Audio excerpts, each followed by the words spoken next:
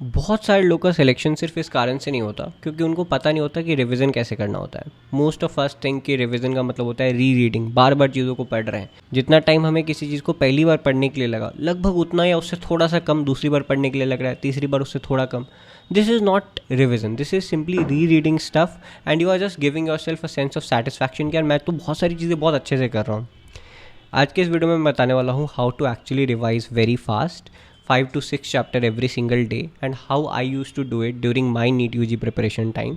I can tell you कि मैं 2-3 चीज़ें बताऊंगा, छोटी सी वीडियो रहेगी, but through this video, after this video, the approach of revision or the way you are revising stuff or the speed with which you are revising your stuff will become like 100x better. Work expand us to fill the time. This is Parkinson's law. Parkinson law ये कहता है कि अगर आपको कोई काम करने के लिए मैंने 1 महीने दिए तो आप वो काम को 1 महीने में कर लोगे, और अगर मैंने उसी काम को करने के लिए आपको 3 महीने दिए होते तो आपको वही काम करने के लिए 3 महीने लगता। शायद आपको ये लगता भी नहीं कि ये काम 1 महीने में किया जा सकता था।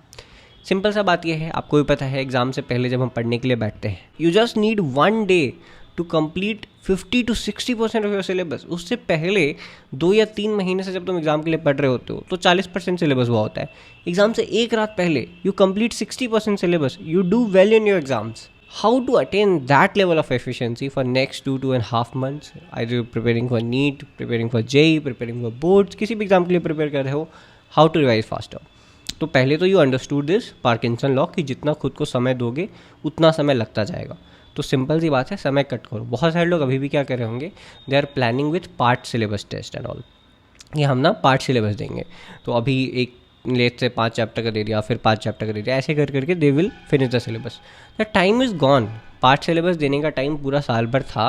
अब जब तुम्हारे नीट यूजी में लगभग 2 महीने बच रहे हैं, कोई भी एग्ज़ाम है जिसमें 1 से 1.5 महीने बच रहे हैं, पार्ट सिलेबस साइड करो and start giving full syllabus test. The first step should be to start preparing for full syllabus, और इसके थ्रू ही आप सिलेबस को बहुत फास्ट रिवाइज कर रहे होगे। कैसे करना है, सिंपल सी बात है।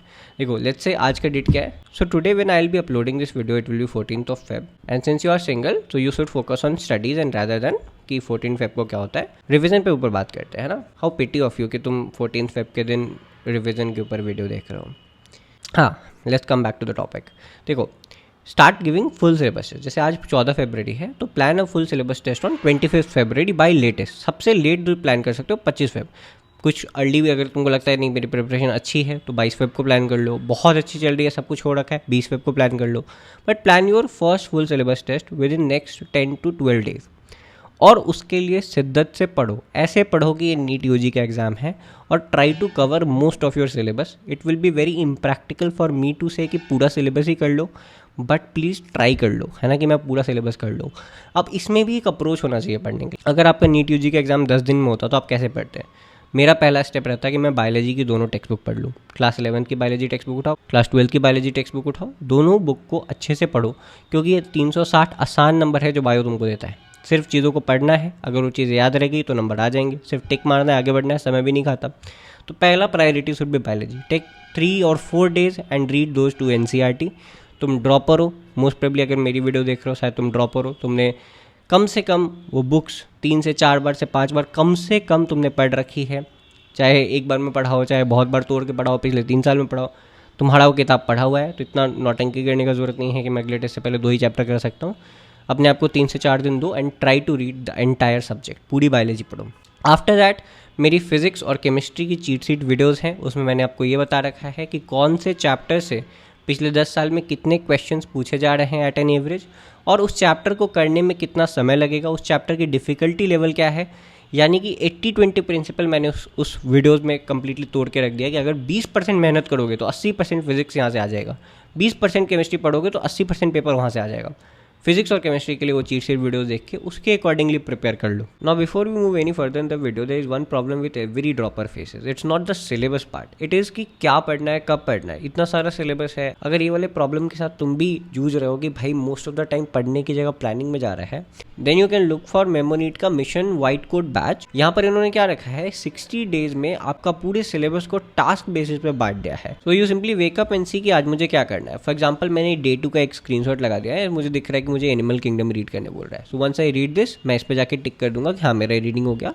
देन तो नेक्स्ट टास्क ये बना देंगे मेरे लिए, दैट इज़ कि अब इनका क्वेश्चन प्रैक्टिस करना है, फिर नेक्स्ट इसका टेस्ट देना है। इस वे में चीज़ें प्लान कर देते हैं। यहाँ पर जो क्वेश्चन की क्वालिटी है वो भी बहुत टॉप नॉच क्वालिटी होती है, जैसे कि आपको assertion reason, multiple choice question, match the following question, NCERT in depth question, सब कुछ डिटेल में प्रोवाइड करवाते हैं। और मेमोनीट ने कुछ इस तरीके से चीज़ों को प्लान किया है कि हाई वेटेज चैप्टर्स को प्रायोरिटी मिले, सबसे पहले आपके हाई वेटेज कंप्लीट हो। So revision, practice, test and test का analysis, everything you have to do in next 60 days is covered in this plan. And for testing part, आप और regret testing करनी है तो आप उसके लिए ब्रह्मास्त्र टेस्ट सीरीज के लिए देख सकते हो। यहाँ पे 11 पार्ट सिलेबस टेस्ट और 10 फुल लेंथ टेस्ट है। ब्रह्मास्त्र टेस्ट सीरीज में न्यूली प्रिपेयर्ड फ्रेश क्वेश्चंस डाले जाते हैं और लास्ट ईयर का पेपर को स्पेशली एनालाइज कर इन्होंने क्वेश्चंस बनाए हैं, जहाँ पे आप अच्छे अच्छे क्वेश्चन देखने को मिल जाते हैं इस टेस्ट सीरीज में, ताकि आप उस लेवल के पेपर के लिए भी कवर्ड हो। इसी के साथ साथ यहाँ पे AI मिस्टेक बुक है, ताकि आप जो भी गलती करते हो वो सेल्फ रिकॉर्डेड हो जाता है और बाद में आपको प्रैक्टिस के लिए भी मिल जाता है। नीट 25 में इसी टेस्ट सीरीज से 96% क्वेश्चन आए थे और ये सिर्फ क्लेम नहीं है, डॉक्यूमेंट प्रूफ भी है, जो मैं डिस्क्रिप्शन में डाल दूंगा, आप एक बार जाके वो भी चेक कर सकते हो। So obviously if you are struggling with these issues, this is one of the thing you can do for your selection. You can look for this batch, मैं डिस्क्रिप्शन में बाकी डिटेल्स डाल दूंगा और लिंक डाल दूंगा, go and check it out. Video में आगे बढ़ता हूँ। सो नाउ वंस तुमने ये पहला टेस्ट दिया, try to score the maximum marks जो तुमको लगता है प्रैक्टिकली पॉसिबल है अगले 10-12 दिन में तुम पढ़ के जो कर सकते हो, इन अ वे कि तुम्हारा नीट का एग्जाम है, इतने शिद्दत से पढ़ो अगले 10-12 दिन और ये एग्जाम दो। टारगेट करो कि 500-550 के मार्क्स के बीच में आए, which is very huge to achieve. शायद से तुम में से ज़्यादातर लोग के इतने मार्क्स नहीं आएंगे, and it is nothing to worry about. तुमको ये नहीं करना है कि तुमने स्ट्रैटेजी के तहत एक टेस्ट लिखा, 350 नंबर आए और तुमने प्रिपरेशन ही छोड़ दी कि मुझसे कुछ होना जाना नहीं है। एक चीज़ समझना, जब मैं अपने पहले अटेम्प्ट के लिए प्रिपेयर कर रहा था तो बोर्ड्स के बाद मैंने फुल सिलेबस लिखना स्टार्ट किया। उससे पहले प्रिपरेशन कुछ खास थी नहीं। मैंने जो पहला टेस्ट लिखा उसमें शायद से 170 नंबर के आसपास थे, दूसरा टेस्ट लिखा उसमें 250 नंबर के आसपास थे, तीसरे में 330 के आसपास थे, चौथे में 370 के आसपास थे और पाँचवें में 430 के आसपास थे। ये 5 टेस्ट मैंने लिखा था लगभग 10-10 दिन के लगभग इंटरवल्स पे लिखा था। तो लगभग जब 55 से 60 दिन बचे होंगे तब मैंने फुल सिलेबस लिखना स्टार्ट किया। हर 10 दिन के गैप पे मैंने इस फुल सिलेबस लिखा था और मेरे स्कोर लगभग 100 मार्क्स हर 10 दिन में बढ़ रहे थे। इसका रीज़न ये नहीं था कि मैं कुछ बहुत तगड़ा कर रहा था, इसका रीज़न ये था कि पहले टेस्ट से पहले मैंने कुछ रिवाइज ही नहीं किया। मैंने खुद को ऐसे देखा कि चलो बोर्ड्स के जस्ट बाद मैं कौन से लेवल पे खड़ा हूँ, तो शायद मेरे 200 के आसपास थे कुछ, मुझे एक्जैक्टली याद नहीं, 200 से थोड़े कम ही थे। उसके बाद अगला टेस्ट जब मैंने लिखा तो उस 10 दिन के इंटरवल में मैंने 10 से 15 चैप्टर पढ़ लिए। तो ऑफकोर्स वो 10 से 15 चैप्टर से जो क्वेश्चन पहले आए थे वो मैंने बिल्कुल टच ही नहीं किया था। अब की बार मैं उससे 70-80% सही कर पा रहा था, तो मेरे मार्क्स 100 मार्क्स बढ़ गए। हर टेस्ट के बाद जब मैं 10-10 चैप्टर कर पा रहा था तो मेरे मार्क्स बहुत ज़्यादा बढ़ रहे थे। मैंने नीट से 15 दिन पहले गिव अप कर दिया जब मेरे 430 नंबर थे। I shouldn't have given up, but practically उस टाइम आप नहीं सोच पाते, उस टाइम इमोशन आ जाता है, उस टाइम ऐसा लग गया, फील हो गया कि यार मैं तो जनरल कैटेगरी बिहार से हूँ, मेरे को तो 620 नंबर से काम ही नहीं चलेगा, तो नहीं हुआ हिम्मत पढ़ने का, मैंने छोड़ दिया।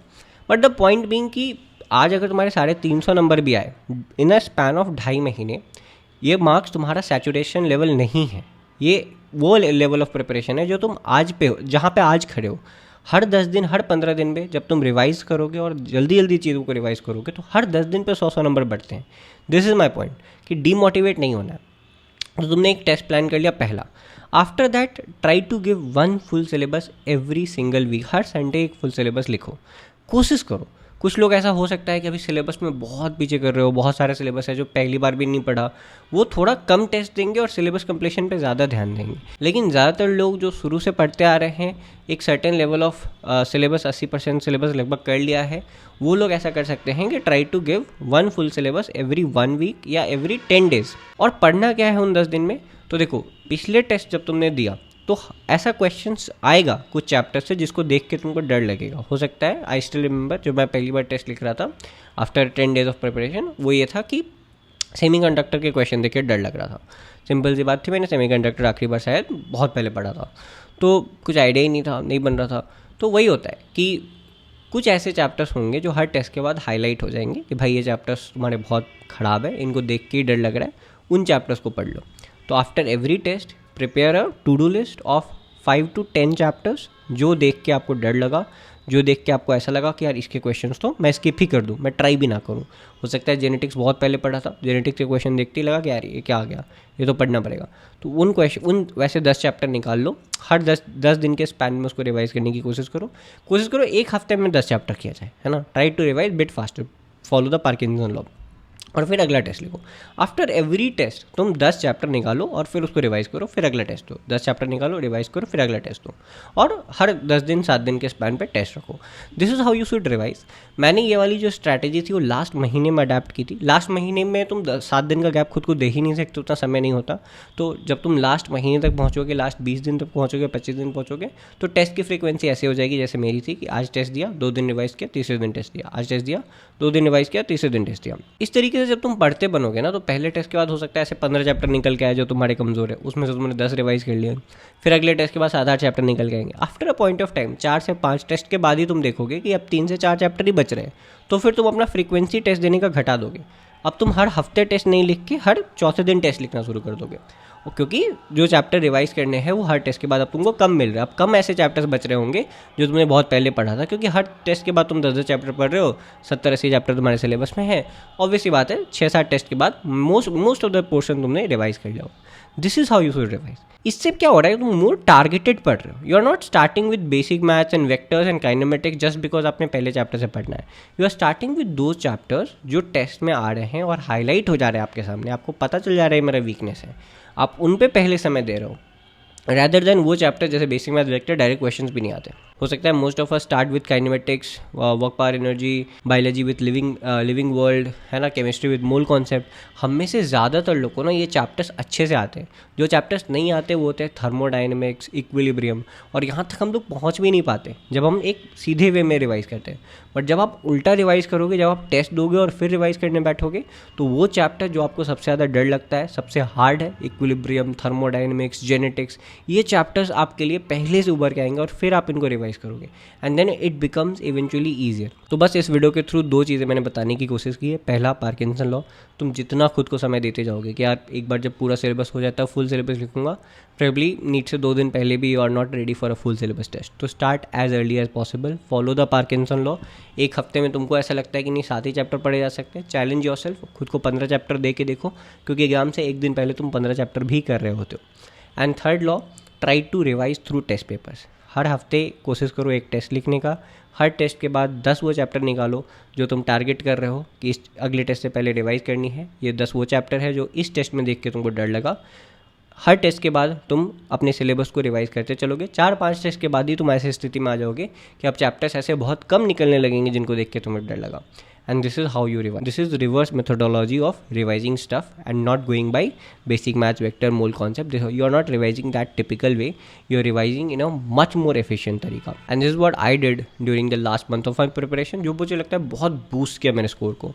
लास्ट मंथ एंटर करने से पहले probably I was at 600 in my mock test, और नीट से एक हफ्ते पहले I was at around 700. 698 was the final score जो मेरे नीट से पहले वाले फाइनल मॉक टेस्ट में आए थे। नीट में भी I scored 675 मार्क्स।